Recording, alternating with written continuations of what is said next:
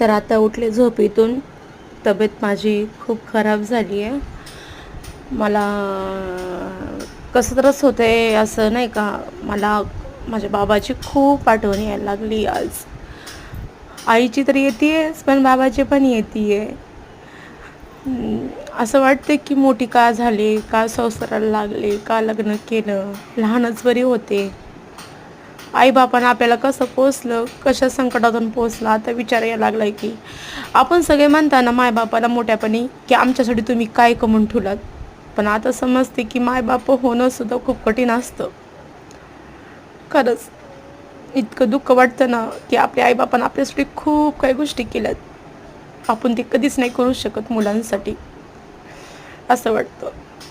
मी आज माझ्या बाळाला आणि माझ्या आईला खूप मिस करते. खूप म्हणजे खूप. खूप आठवण येते मला.